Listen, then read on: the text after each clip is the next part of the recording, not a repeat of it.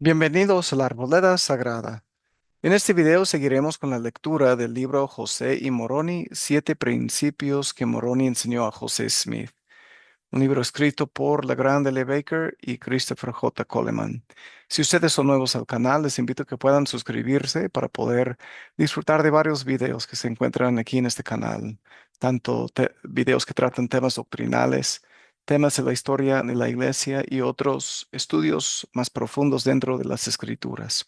En esta serie estamos leyendo este libro, José y Moroni, Siete Principios, que Moroni enseñó a José Smith. Y en este video vamos a leer el quinto capítulo o el quinto principio que se llama la amistad. Por muy importante que sea, no es tan importante como el guardar los mandamientos de Dios. Si ustedes no han escuchado los otros videos o capítulos anteriores, aquí están en el canal, pero espero que puedan disfrutar de este quinto principio que Moroni enseñó a José Smith. Como es un capítulo o un principio un poquito más largo, lo voy a dividir en dos partes. En esta parte, el capítulo se divide en 7 secciones. Vamos a ver las primeras 4 y en el segundo video, la segunda mitad de este principio, lo veremos en otro video. Sigamos entonces con la lectura del libro. El quinto principio, la amistad, por muy importante que sea, no es tan importante como el guardar los mandamientos de Dios. José empieza a traducir las planchas. José nunca explicó cómo tradujo el libro de Mormón, salvo que lo hizo por el don y el poder de Dios, y que obtuvo la ayuda de Urim y Tumim. Tampoco explicó por qué no podía traducir sin un escriba. Una clave de su método podría encontrarse en una declaración que el Señor dirigió en una revelación a José y a Oliverio Cowdery, después que Oliverio intentó de traducir, pero no tuvo éxito.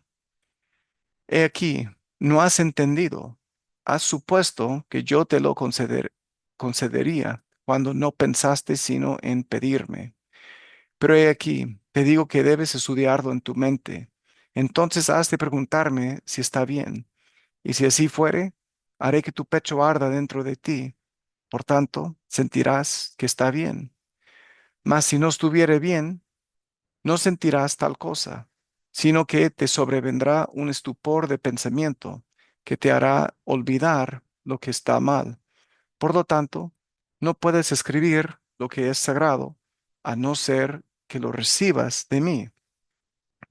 Ahora, si hubieses sabido esto, habrías podido traducir. Sin embargo, no es oportuno que traduzcas ahora. Así dice Doctrina y Convenios, la sección 9, versículos 7 al 10. De esta declaración se puede concluir que después que Moroni enseñó a José Smith cómo leer el egipcio reformado, José necesitaba pasar por el mismo tipo de proceso de pensamiento como lo haría cualquier otro traductor cuidadoso. Cualquiera que fuera la manera en que José lo hizo, es evidente que habría sido una distracción para él si hubiera necesitado también escribir mientras trabajaba. Al menos por esa razón José necesitaba un escriba. Hay otra razón, quizás más importante, por la que José tuvo a alguien que le ayudara. Si José simplemente se hubiera aislado por un tiempo y luego hubiera regresado con la traducción completa del libro de Mormón, no habría habido ninguna prueba, excepto su propia palabra, de que él era el traductor y no el autor del libro. Pero como tenía varios escribas, y todos ellos sabían que la parte del libro de Mormón que ellos escribieron era la primera y única vez que se escribió, su misma obra se erige como un testimonio, no solo de que José realmente tradujo el libro de Mormón, sino también que lo hizo en un tiempo increíblemente corto. Al principio, Emma trató de escribir por su marido, pero las tareas del hogar le impidieron ser una ayuda constante. José necesitaba a alguien que pudiera trabajar tiempo completo con él. La persona más apropiada era Martin Harris. Él había sido amigo de José hacía muchos años y fue la primera persona fuera de la familia del profeta en saber acerca de Moroni. Martín se había ofrecido frecuentemente para ayudar a su joven amigo, y ahora José estaba dispuesto a aceptar su ayuda. Pero Martín Harris tenía una esposa dominante, quien no tenía confianza en su marido. Ella creía que él estaba listo para ser estafado, demasiado crédulo para poder distinguir entre un engaño y la verdad. Pero ella también estaba decidida que si hubiera algo como planchas de oro, sería ella, en lugar de su marido, quien se beneficiaría de ellas. No iba a dejar pasar la oportunidad de adquirir algo del tesoro de José. Problemas con Lucy Harris. La señora Harris tiene una parte importante en la historia de la relación entre José y Moroni por tres razones. Primero, ella causó mucha de la fricción entre el profeta y el ángel. Segundo, ella fue un obstáculo para el trabajo de José que contribuyó en una serie de acontecimientos importantes relacionados con la traducción del libro de Mormón. Y tercero, porque, porque creó muchos conflictos para José, su familia y amigos, y tal vez para Moroni también, si es que los ángeles pueden tener conflictos. Es instructivo ver cómo José y el ángel lidiaron con ella. En el momento en que José y Emma se preparaban para mudarse a Pensilvania, José tenía deudas que ascendían a un total de casi $50. Él no tenía el dinero, pero tampoco quería que la gente a quien le debía pensara que estaba saliendo de la ciudad para evitar pagarles. José decidió que intentaría pedir prestado esa cantidad a un amigo y luego utilizarlo para pagar a todos los demás. Con esto en mente, José le pidió a su madre que le preguntara a Martín si le prestaba el dinero. Cuando la madre de José llegó a la granja de los Harris, le preguntó a la señora Harris si podía hablar con el señor Harris. La señora Harris quería saber todos los motivos por la visita, así que Lucy Smith le dijo a Lucy Harris por qué había venido. Para la sorpresa de Lucy Smith, Lucy Harris declaró que ella le daría el dinero a José. Cuando la madre de José rechazó la oferta, la señora Harris anunció: iré a tu casa a verlo y estaré allí el martes por la tarde y me quedaré durante la noche. Cuando llegó el martes, también llegó la señora Harris. La madre de José contó la historia de su visita con cierto detalle y al hacerlo, no hizo ningún intento de ocultar su desdén por la visitante. La madre de José relató que después que la señora Harris estaba bien sentada, comenzó a cuestionar a José acerca de las planchas. Ella dijo que si él estaba diciendo la verdad acerca de poseerlas, que debía mostrárselas. Entonces dijo que estaba decidida a ayudarle a publicarlas. José explicó que no podía mostrarlas a nadie. En cuanto a su ofrecimiento, él le dijo que preferiría tratar con su marido. Esa no era la respuesta que la señora Harris quería, pues como Lucy Smith observó, ella se consideraba superior a su marido y continuó fastidiando a José que le mostrara las planchas. Ahora, José, ¿no me estás diciendo una mentira? ¿Puedes mirarme en los ojos y decir ante Dios que en realidad has encontrado un registro como pretendes? A esto José respondió, más bien con indiferencia: pues sí, señora Harris, la miraría a la cara y le diría que no es así, si eso a usted le complaciera. Ella entonces dijo: José, te diré lo que haré. Si puedo recibir una prueba de que dices la verdad, creeré todo lo que dices sobre este asunto y querré hacer algo con respecto a la traducción. Quiero decir que te ayudaré en cualquier cosa. Con esta declaración de que ella deseaba una, entre comillas, prueba, la conversación terminó para esa noche. La siguiente mañana, la señora Harris contó que había recibido su prueba. Ella dijo que tuvo un sueño en el que un personaje se le apareció y le dijo que su actitud hacia José y su insistencia en ver las planchas no era lo correcto ante los ojos de Dios. El personaje entonces le mostró las planchas del libro de Mormón y le dijo, he aquí las planchas, míralas y cree.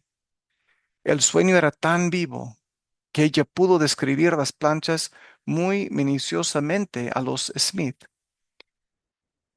El sueño le había satisfecho la curiosidad de la señora Harris, pero no su determinación de controlar este joven y su oro.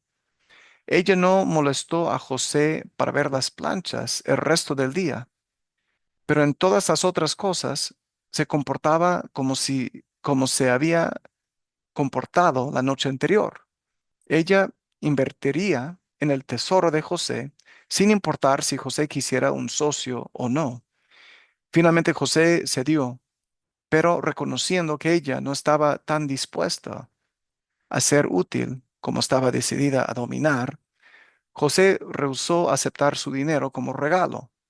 Él no se endeudaría con ella de ninguna manera que no pudiera ser fácilmente definida y pagada por completo. Estuvo de acuerdo en aceptar $28 de ella, pero solo como un préstamo. José se dio cuenta de que si quería seguir siendo libre para obedecer a Dios, no podía aceptar la ayuda restringente a nadie. Él entendió, y no la señora Harris, que se puede ayudar a un profeta solo si uno no utiliza esta ayuda como una palanca para tratar de controlar al profeta. Poco tiempo después, Martin Harris insistió en dar $50 a José. Podemos ver José Smith Historia 161, por ejemplo. En contraste a la determinación de José de no aceptar la ayuda de la señora Harris, sí aceptó el regalo de Martín. Comprendió que era una expresión de amor de Martín y la disposición de José de recibirlo es prueba de que él confiaba en su amigo. José rápidamente utilizó el dinero de Martín para pagar sus deudas y le devolvió los $28 a la señora Harris. Martín Harris y el profesor Charles Anton. Después de que José y Emma se mudaron a Pensilvania, Martín se uniría con ellos y le ayudaría a José como escriba.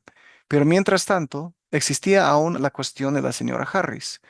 Martín sentía que necesitaba una prueba concreta para convencer a su esposa y a algunos de sus familiares y vecinos de que José estaba diciendo la verdad.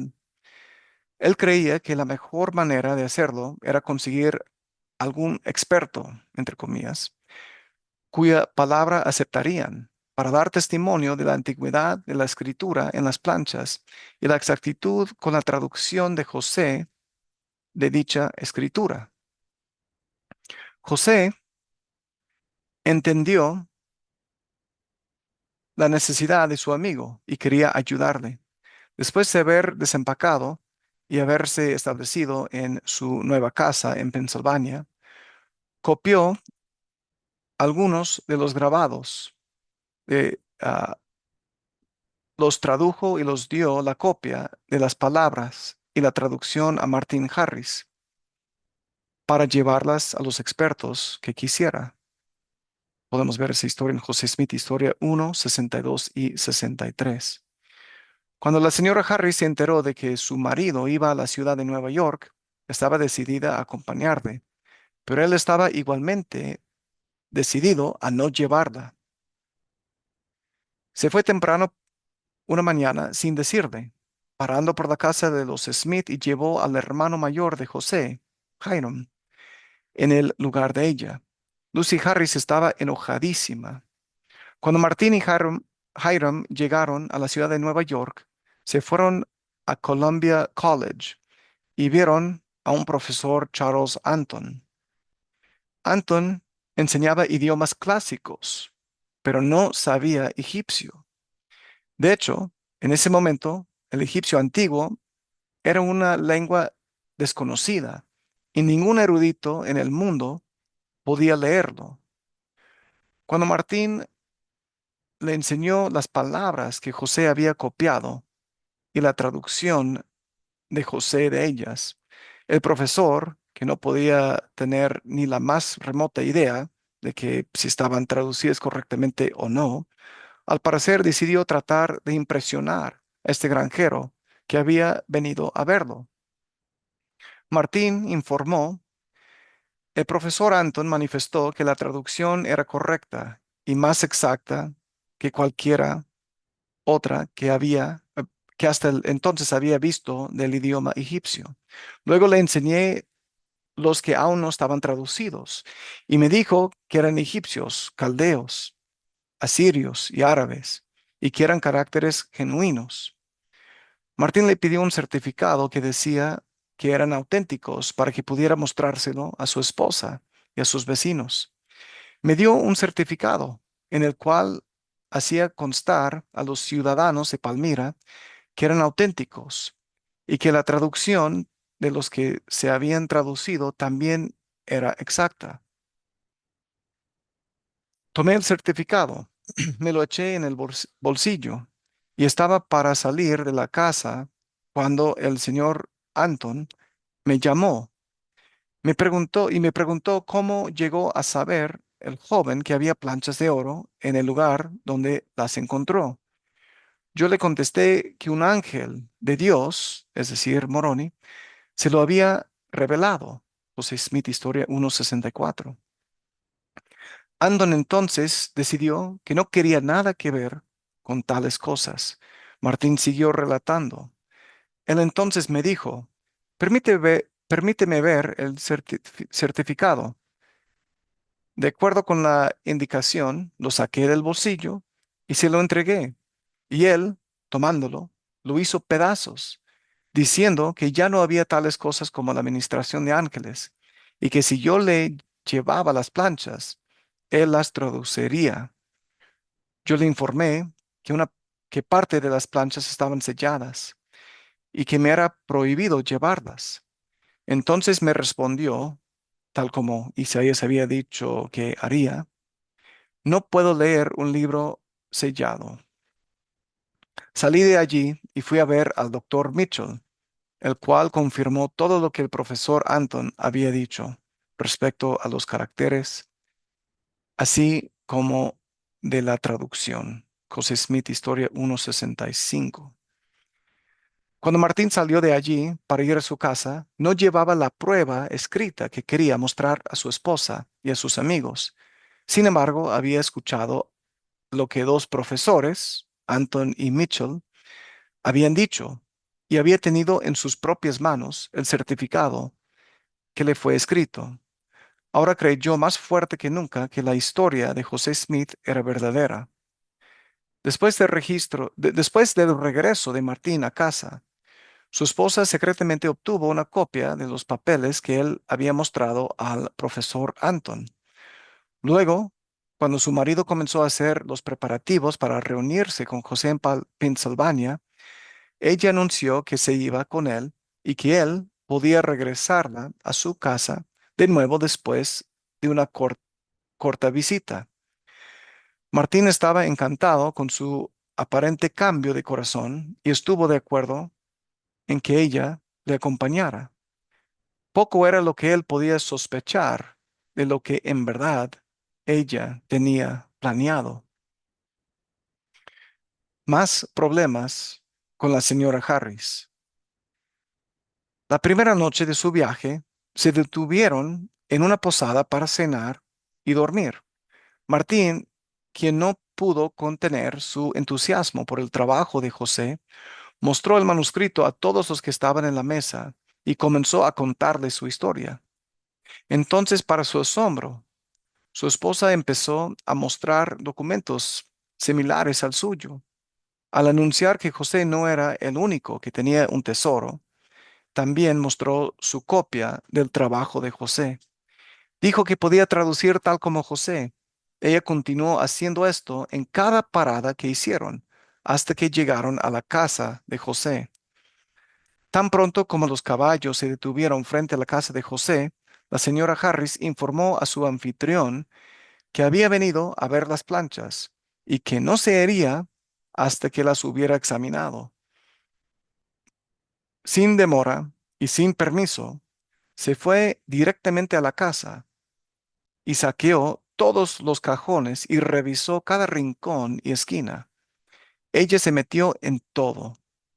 José llegó antes que ella al lugar donde estaban las planchas, las sacó de la casa y las ocultó en las afueras detrás de la casa. Pero la señora Harris no se rindió fácilmente.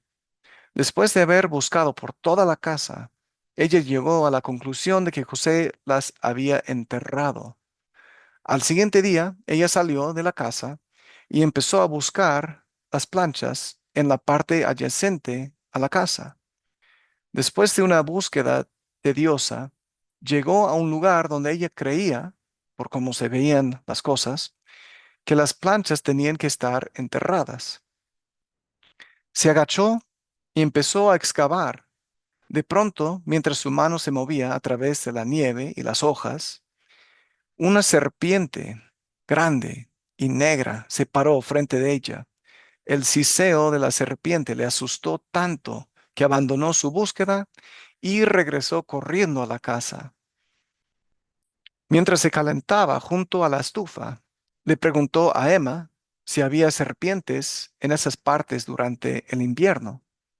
Emma le dijo que no, por supuesto, porque las serpientes hibernan en el invierno.